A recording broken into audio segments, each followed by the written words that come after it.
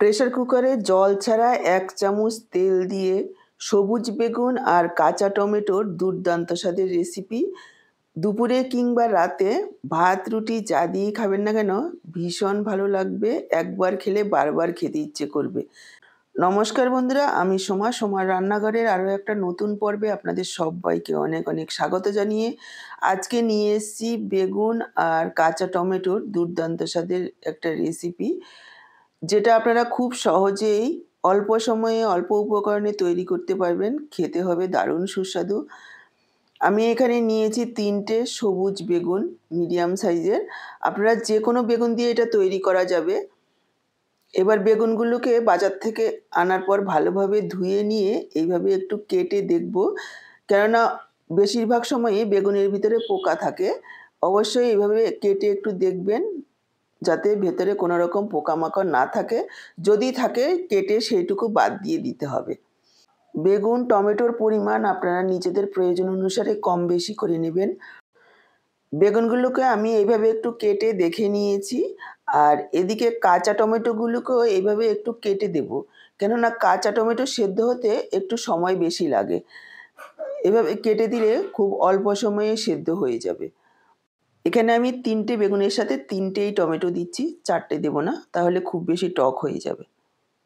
নিয়ে নিলাম টমেটোগুলো প্রেসার কুকারের মধ্যে, বেগুনগুলো সাইড দিয়ে এভাবে দিয়ে দিচ্ছি। আর দিয়ে দিচ্ছি ১ চা চামচ পরিমাণ সরষের তেল, দিয়ে দিচ্ছি পরিমাণ মতো লবণ।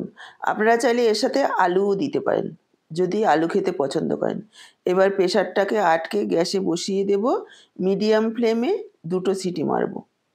আমি প্রেসার কুকারে সেদ্ধটা করছি, সেজন্য জল দিলাম না। আপনারা চাইলে কড়াতেও সেদ্ধ করতে পারেন, সেক্ষেত্রে কিন্তু জল দিয়ে দিতে হবে, তা না হলে পোড়া লেগে যেতে পারে। কেননা কড়াতে সেদ্ধ হতে সময় বেশি লাগবে। বেগুন টমেটোর থেকে যে জলটা বের হবে সেই জলে বেগুন টমেটো সেদ্ধ হবে না। আর প্রেসার কুকারে যেহেতু খুব অল্প সময়ে সেদ্ধ হয়ে যাবে, সেজন্য বেগুন আর টমেটোর থেকে যে জলটা বেরোবে তাতে খুব সুন্দরভাবে সেদ্ধ হয়ে যাবে। দেখুন, মিডিয়াম ফ্লেমে 2টো সিটি পড়ার পর গ্যাসটাকে অফ করে দিয়েছি। তারপর প্রেসারটা বের হওয়া পর্যন্ত অপেক্ষা করেছি।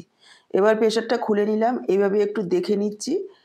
আপনারা দেখতেই পেলেন জল ছাড়া শুধু 1 চামচ তেল দিয়ে বেগুন টমেটোগুলো কতটা সুন্দরভাবে সেদ্ধ হয়েছে। বেগুন টমেটোর থেকে যে জলটা বেরিয়েছে সেই জলটাও অনেকটাই রয়ে গেছে। তবে এই জলটা আমরা ফেলবো না, এটা আমরা রান্নায় ব্যবহার করব, কেননা এর মধ্যে বেগুনের যে জলটা রয়েছে একটু মিষ্টত্ব ভাব রয়েছে, এতে সবজিটা খেতে ভালো লাগবে। এই রেসিপিটা করার জন্য বেগুন টমেটোগুলোকে একটু ফ্রেশ বা টাটকা নেওয়ার চেষ্টা করবেন। যদি ঘরে থাকা অনেক দিনের পুরানো হয় তাহলে জলের পরিমাণটা একটু কম বের হবে। একটু সামান্য পোড়া লাগলেও তাতে কোনো রকম অসুবিধা হবে না। পোড়া একটু গন্ধ আসবে, তাতে খেতে আরও বেশি ভালো লাগবে। এবার আমি একটা মশলা তৈরি করব, তার জন্য দেখুন গ্যাসে কড়াই বসিয়ে দিয়ে দিলাম ছোট 1 চা চামচ গোটা জিরে, 5-6 কোয়া রসুন। যদি আপনাদের রসুনের কোয়া বড় হয় তাহলে 3-4টে দিলেও চলবে। আর দিয়ে দিলাম 3টে কাঁচা লঙ্কা, ঝালটা আপনারা নিজেদের পরিমাণ বুঝে দেবেন। এবার হালকা একটু ভেজে নেব। 1 মিনিট মতো লো ফ্লেমে একটু ভেজে নেওয়ার পর এখানে আমি যোগ করে দিচ্ছি ছোট 1 চা চামচ হলুদ সর্ষে আর 1 চা চামচ পোস্ত। এই সময় গ্যাসের ফ্লেমটাকে অফ করে দেব, আর কড়াতে যে গরমটা রয়েছে তার মধ্যে আরও 1 মিনিট মতো এভাবে ভেজে নেব। তা না হলে কিন্তু পোস্তটা পুড়ে যেতে পারে। খুব বেশি হাই ফ্লেমে করবেন না, তাহলে মশলাটা পুড়ে যাবে। এভাবে নাড়াচাড়া করতে করতে সুন্দর একটা গন্ধ বের হবে। তারপর এগুলোকে ঢেলে ঠান্ডা করে নিতে হবে। দেখুন মশলাটা ঢেলে নিয়ে কড়াতে দিয়ে দিলাম 3 টেবিল চামচ পরিমাণ সরষের তেল। এই রান্নাটা কিন্তু সরষের তেলেই বেশি ভালো লাগবে। তেল গরম হয়ে যাওয়ার পর এখানে আমি দিয়ে দিলাম পেঁয়াজ কুচি। যারা পেঁয়াজ রসুন পছন্দ করেন না তারা পেঁয়াজ রসুনটা স্কিপ করে করবেন, তাতেও খেতে ভালো লাগবে। পেঁয়াজটাকে দেখুন হালকা লালচে করে ভেজে নেব। গ্যাসের ফ্লেমটাকে মিডিয়ামে রেখে লাগাতার নাড়াচাড়া করে ভাজবো, যাতে চারিদিকটায় পেঁয়াজগুলো খুব ভালোভাবে ভাজা হয়, একদিকে না পুড়ে যায়। পেঁয়াজ ভাজা হতে হতে এইদিকে দেখিয়ে দিচ্ছি যে মশলাটা ঠান্ডা হয়ে গেছে। এবার একটা মিক্সচার জারে নিয়ে নিচ্ছি আর পরিমাণ মতো জল দিয়ে একেবারে একটা মিহি পেস্ট তৈরি করে নিচ্ছি। দেখুন এইরকম একটা মিহি পেস্ট তৈরি করে নিয়েছি, সাইডে রাখলাম। এদিকে দেখুন পেঁয়াজটাও খুব সুন্দরভাবে ভাজা হয়ে গেছে। এবার আমি যোগ করে দিচ্ছি এখানে পেঁয়াজকলি। এখন শীতের পেঁয়াজকলি বাজারে খুব সুন্দর উঠেছে। এখানে আপনারা পছন্দ মতন সবজি অ্যাড করতে পারেন। আমি এখানে পেঁয়াজকলি দিয়েছি, আপনারা চাইলে যারা পেঁয়াজকলি পছন্দ করেন না, ছোট ছোট করে গাজর, ছোট করে কেটে রাখা ফুলকপিও যোগ করে দিতে পারেন, তাতেও খেতে ভালো লাগবে। এবার পেঁয়াজকলিটাকেও হালকা একটু ভেজে নেব। দেখুন পেঁয়াজকলিটাকেও 2 মিনিট মতো লো ফ্লেমে ভেজে নিয়েছি। এবার আমি যোগ করে দেব সেদ্ধ করে রাখা বেগুন আর টমেটো। বেগুনগুলোর বোটাগুলোকে এভাবে একটু ফেলে দেব। চাইলে আপনারা উপরের খোসা ফেলতেও পারেন, নাও ফেলতে পারেন।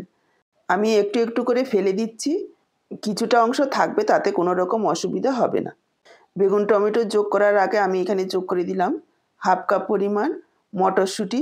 মটরশুঁটিটাকেও একটু নাড়াচাড়া করে নেব। এই মটরশুঁটিগুলি যখন খাওয়ার সময় মুখে পড়বে খেতে ভীষণ ভালো লাগবে।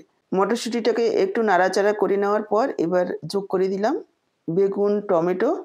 এবার সব কিছু মিশিয়ে নেব আর বেগুন টমেটোগুলোকে এইভাবে খুন্তি দিয়ে একটু ভেঙে ভেঙে মিশিয়ে দেব। একটু মিশিয়ে নেওয়ার পর যোগ করে দিচ্ছি স্বাদ অনুযায়ী লবণ। মনে রাখতে হবে আমরা সেদ্ধ করার সময় লবণ দিয়েছি, সেই কথা মাথায় রেখে পরিমাণ মতো লবণ যোগ করে দিলাম। দিয়ে দিচ্ছি একটু হলুদ গুঁড়ো। এবার সব কিছু খুব ভালোভাবে মিশিয়ে নেব আর 3 থেকে 4 মিনিট রান্না করে নেব। খুব বেশি সময় রান্না করার প্রয়োজন নেই, যেহেতু আমরা জল ছাড়াই সেদ্ধ করেছি, খুব ভালোভাবে সেদ্ধ করা আছে আর জলজলে ভাব সেরকম একটা নেই। দেখুন প্রায় 3-4 মিনিট রান্না করে নিয়েছি, জলজলে ভাব যেটুকু ছিল সেটাও শুকিয়ে গেছে। এবার এইভাবে একটু ছাট করে দেব আর সাইডে দিয়ে দিচ্ছি একটা ডিম, দিয়ে দিচ্ছি একটু লবণ, এভাবে একটু ভেজে নেব। 1 মিনিটের মধ্যেই সুন্দরভাবে ভাজা হয়ে যাবে। তবে ডিমটা পুরোপুরি অপশনাল, আপনারা চাইলে নাও দিতে পারেন, তবে দিলে খেতে ভালো লাগবে। ডিম ছাড়াও খাওয়া যাবে, তাতে কোনো রকম অসুবিধা হবে না। ডিমটা একটু ভেজে নিয়ে সব কিছুর সাথে ভালোভাবে মিশিয়ে নেব। আরও 1-1.5 মিনিট এইভাবে নাড়াচাড়া করে রান্না করে নেব। দেখুন আরও 1-1.5 মিনিট রান্না করে নিয়েছি। এবার পেস্ট করে রাখা মশলাটা দিয়ে দিচ্ছি। মিক্সচারের জারে অনেকটাই মশলা লেগেছিল, সামান্য একটু জল দিয়ে মশলাটা দিয়ে দিলাম। এবার আরও একবার সব কিছু মিশিয়ে নেব আর এইভাবে নাড়াচাড়া করে আরও 1-1.5 মিনিট রান্না করে নেব। ভালোভাবে মিশিয়ে নিয়ে সামান্য কয়েক দানা চিনি দিয়ে দিচ্ছি। যেহেতু কাঁচা টমেটো দেওয়া রয়েছে, চিনিটা দিলে স্বাদটা ব্যালেন্স হবে। আপনারা যারা চিনি পছন্দ করেন না তারা স্কিপ করবেন। চিনি দেওয়ার পর আরও একবার সব কিছু মিশিয়ে নিলাম আর দেখুন একেবারে জলজলে ভাব শুকিয়ে গেছে। এইরকমভাবে একটু শুকনো শুকনো করে নেবেন, তাহলে খেতে ভালো লাগবে। আর দিয়ে দিলাম কিছুটা ধনেপাতা কুচি, মিশিয়ে নিলাম। একেবারে তৈরি হয়ে গেল আমাদের দুর্দান্ত স্বাদের বেগুন কাঁচা টমেটো সবজিও বলতে পারেন, ভর্তাও বলতে পারেন। গরম গরম ভাত রুটির সাথে অসাধারণ লাগবে। এবার আমি সার্ভ করে দিচ্ছি। আজকের পুরো ভিডিওটা দেখে কেমন লাগলো কমেন্ট বক্সে জানাতে ভুলবেন না। ভালো লাগলে অবশ্যই একটা লাইক করে শেয়ার করে দেবেন। আমার থেকে এইরকমই নতুন রেসিপির আপডেট পাওয়ার জন্য চ্যানেলটাকে সাবস্ক্রাইব করে সাথেই থাকবেন। বেল বাটনটা অল করে দিলে আমার দেওয়া যে কোনো রেসিপির আপডেট সবার আগে আপনাদের কাছে পৌঁছে যাবে। ফেসবুক থেকে ভিডিওটা দেখে থাকলে সোমার রান্নাঘর পেজটাকে ফলো করার অনুরোধ রইল। আজকে এই পর্যন্ত, আবার চলে আসবো এরকমই নতুন কোনো রেসিপির সাথে। সবাই ভালো থাকুন, সুস্থ থাকুন। আপনাদের সব্বার সুস্থতা কামনা করে এখানেই শেষ করছি। সবাইকে অসংখ্য ধন্যবাদ।